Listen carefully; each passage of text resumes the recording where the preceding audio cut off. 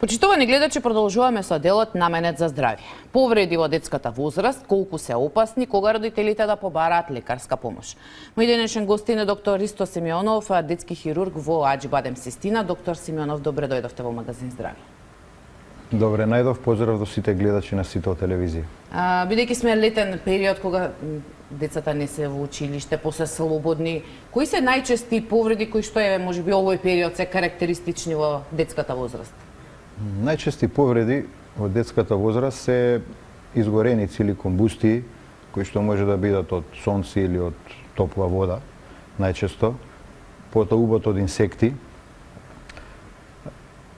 гребаници или екскоријации, посекотини, скршеници или фрактури, повреди на глава и мозок, најчесто тие се.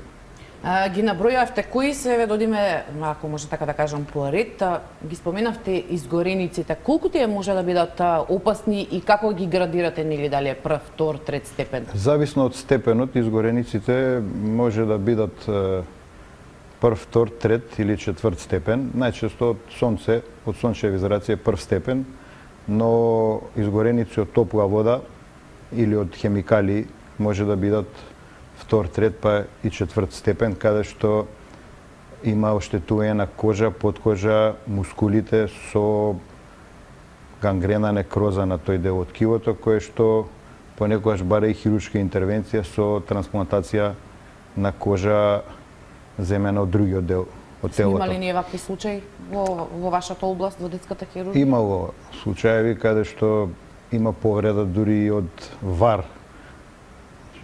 Дете кој што има паднато во вар со повреда на двата екстремитета долни на двете нозе, каде што е правена повеќе кратна трансплантација на кожа од другите делови на телото. Меѓутоа, најчести комбусти се изгореници од прв и втор степен, каде што е оштетена само кожата, со појава на пликови, були, полни со течност. Доволно да се направи обработка на булите, вазелински гази, локална апликација на антибиотик и евентуално перос преку уста антибиотик.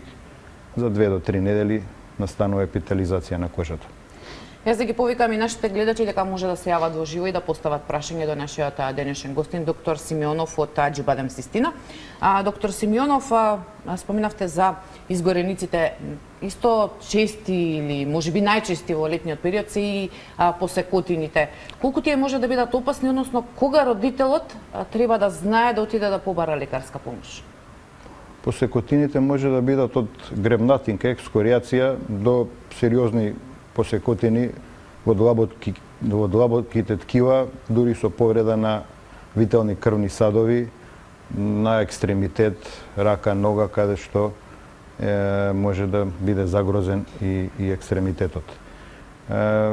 Ако гребнатинката е мала, односно ако нема крварење, ако е површна, тогаш доволно е да се направи тоалета со сапун и вода и локална апликација на антибиотска маст или бетадин. Посекотината, ако е површна, површинска, исто така може да се лекува во домашни услови со апликација на локален антибиотик и редовна тоалета и хигиена на раната. Ако посекотината е длабока или ако крвари, тогаш родителот треба да направи компресија, ако има дома газа или завој, ако не со било што, со крпа, со пешкир, да се стави на раната, да се притисне и да се побара помош од стручно лице, доктор, кој што ќе процени што треба да се направи понатаму. Така, пред да продолжиме, кои се компликации може да настанат од посекотини, имаме гледач на линија, повелете во програмата. Ало, добар ден. Добар ден, повелете. Вака, дека е Филип Петрушевски. Поздрав до вас, до доктор Ристо Симеонов. Јас сум презадоволен од докторот. Сакам да го поздравам него и вас и сите гледачи дека он ми е направи првата трансплантација. Многу добар доктор, многу добар хирург. Поздрав и убав ден да имате. Так. Благодарам, Ви благодариме поздрав до за- Филип. Инаку Филип е првата трансплантација на бубрек кај дете направена во Република Македонија. Така. Еве се јави и самиот да каже дека е презадоволен, што значи дека е во добра состојба и сигурно тоа пред колку години било? 2010. Значи пред 12. Извинете, 2009. Пред 13 години. Да. Така. Доктор Симеонов, споменавте дека може и во домашни услови да се направи нели тоалета во зависност од тоа каква е посекотината, меѓутоа може ли од мала гребаница, од мала рана да настанат сериозни компликации, односно да дојде до инфекција? Да, може да дојде до инфекција на околното ткиво. Симптомите се оток, црвенило, кое што се шири од ден на ден, болка, локална температура, топлина на местото на повредата, тогаш треба да се дава и антибиотик, може би парентерално венски да се дава антибиотик, зависно од кој степен е проширена инфекцијата. Меѓутоа, кога завршуваат во болница? Ова веќе зборуваме за домашни услови или амбулантски, што се вели? Во денешно време, во принцип, моето искуство покажува дека сите завршуваат во болница, од мала гребнатинка или посекотина до посериозна повреда.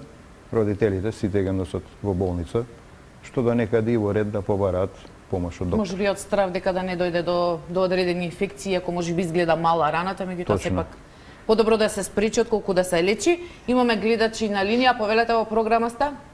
Ало, добар ден. Добар ден, повелете.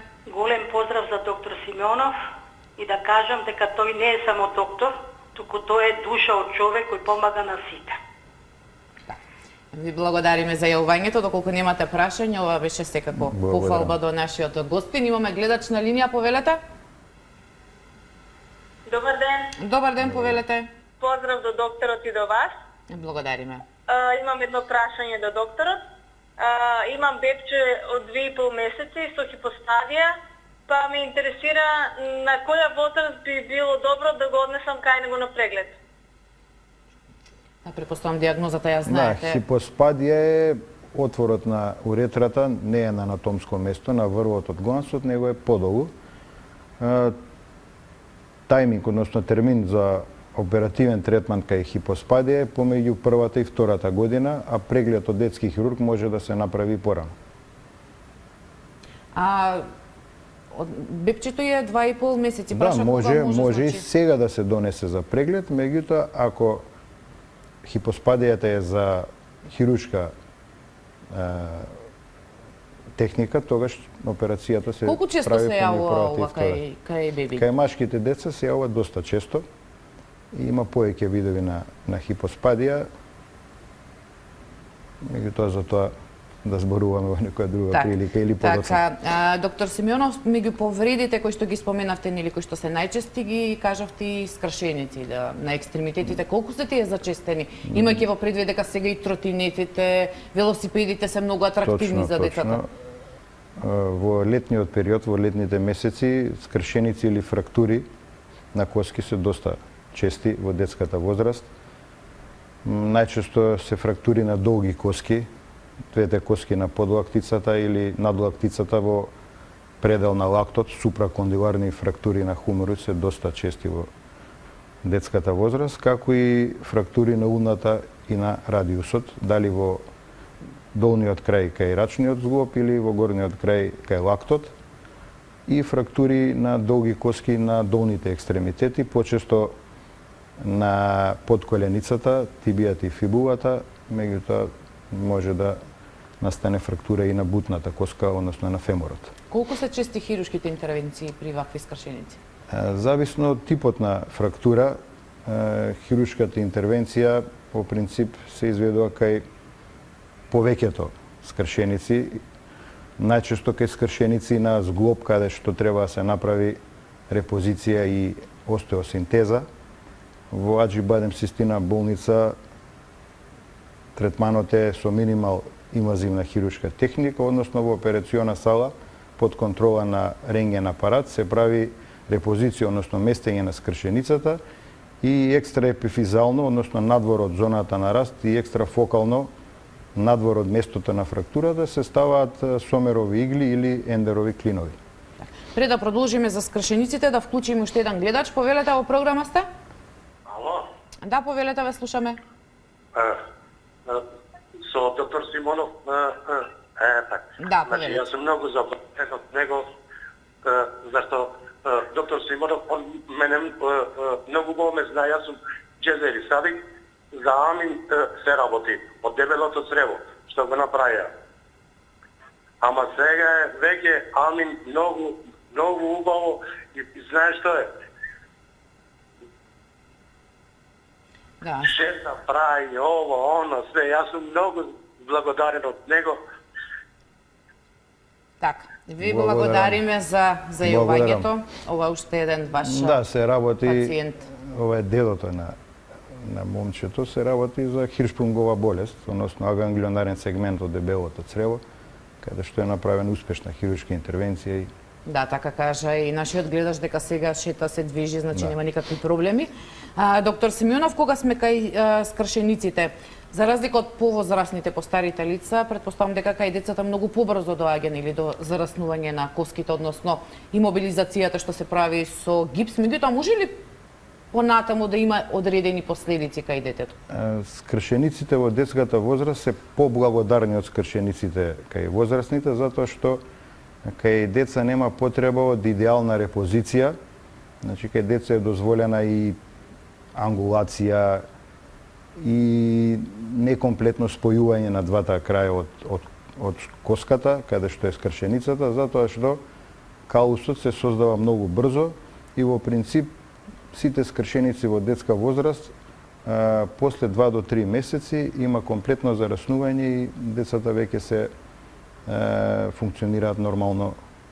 И без- остава, без- може да остави одредени Многу последици, ретко. компликации? Многу ретко фрактури во детска возраст оставаат последици во понатамошниот Постарите живот. обично велат ако имале скршена рака или нога кога се менува времето па да нели настануваат болки на Тоа тоа е- место. Дали и кај децата е така? Не, значи кај деца фрактурите се многу благодарни затоа што зараснуваат и понатаму немаат сериозни последици, затоа што не е завршен растот на коската. Че таа коска расте до пубертет, Тоа зборувате секако се за- моделира фрактурата и после една година и најтешките скршеници, најпросто кажано, не се познава на контролна графија каде била скршеницата. Да, тоа сакав и да ве прашав, ги споменавте најстрашните скршеници. Сега зборуваме доколку падне и скрши. Збориме за скршеници Меѓутоа, на колку долги може да бидат и коски. сериозни скршеници така Има и кај сериозни фрактури, спинални фрактури, односно фрактури на рбетот, кои што можат да бидат и фатални, односно да го загрозат животот на детето. Од вратниот рбет до торакалниот може да бидат со многу сериозни последици. И не ве прашав, И повреди на главата, односно на черепот, интракарнијални крварења или импресивни фрактури на черепот, затоа што детската коска е помека, почувствителна во однос на возрастната и тие повреди на черепот и на мозокот кај деца може да бидат бидејќи веќе ги спомнавте повредите на глава, она што можеби и најчесто се коментира или се прашува и по социјалните мрежи, посебно нели млади родители кои што имаат и бебчиња и мали деца, кога ќе падне дете на глава, дали треба веднаш да се оди на лекар, што она што треба да го препознае родителот за да не паничи или да побара лекарска помош?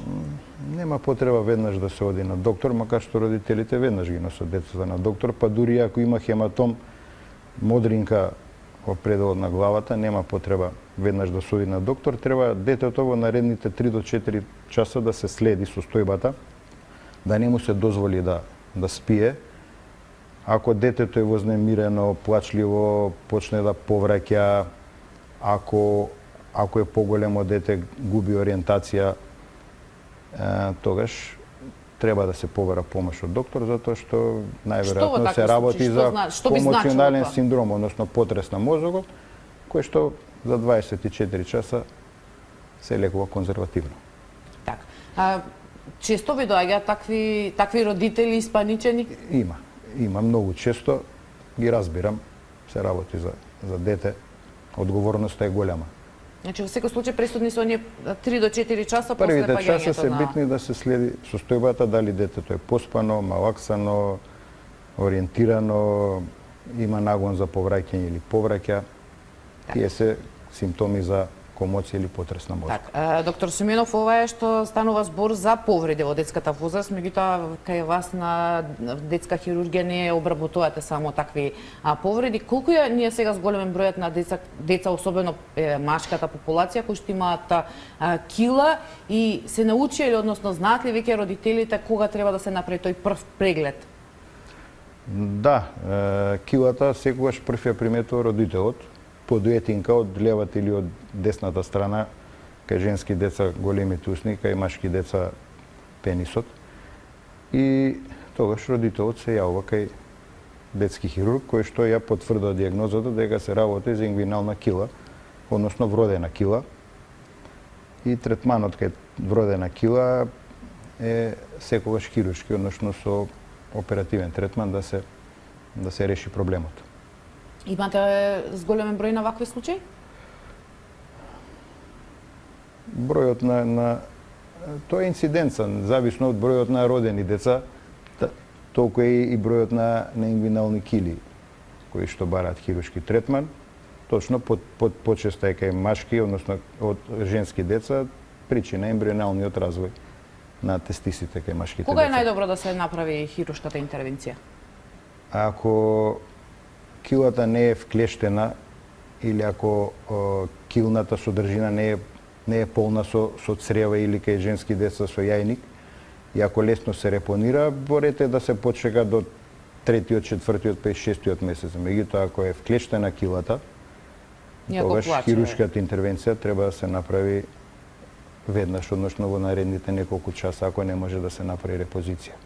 Може ли после хируршка интервенција, после извесен период, повторно да се појави кила кај деца? Не, 99% нема повторување на кила кај деца. Ретко, али може ли, меѓутоа многу ретко. Но што доколку навреме не дојдат родителите кај може понатаму да остави одредени компликации или доколку детето е повозрасно? Сериозни компликации од кила, освен вклештума или инкарцерација, нема. Килата е болна, го боли детето при игра, му пречи и тоа е доволна причина родителите да се одлучат за хируршка интервенција. Најголема опасност, односно компликација од кила е вклештума или инкарцерација, која што треба родителот да препознае, тогаш детето е плачливо, тој оток е многу тврд, болен на палпација и треба веднаш да побараат помош од детски хирург. Кај килата, велите, се појавува оток, па родителот ќе препознае. Што е со неспуштените тестиси? Знаат ли родителите кога треба да побараат лекарска помош? Со редовни систематски прегледи, педијатрот ќе диагностицира дека се работи за неспуштен тестис. Ако е мобилен тестисот, односно ако се движи горе-доле, не е индикација за хируршка интервенција, меѓутоа ако е ретрактилен, ако е постојано во ингвиналниот канал, односно во горниот дел, тогаш треба да се направи хируршка интервенција. Тоа зборувате педијатар на почетокот да открие, меѓутоа што е истото како што ве прашав и за килата, што доколку веќе поголемо детето и не е интервенирано? Кај тестисите проблемот е што се нарушува фертилност, односно способноста на сперматозоидите да оплодат. После втората година, секоја наредна година, за 10% се оштетуваат сперматозоидите во тестисот. Така да, веќе на 12 години, тој тестис нема сперматозоиди, односно тој тестис не е способен да оплоди. Значи, сакате да кажете дека доколку не се навреме и диагностицира и интервенира, дека може ова да биде една од причините понатаму за неплодност кај мажите? Да, една од причините за неплодност кај мажите, ако двата тестиса се ретрактилни, односно ако не се спуштени во скротална кеса.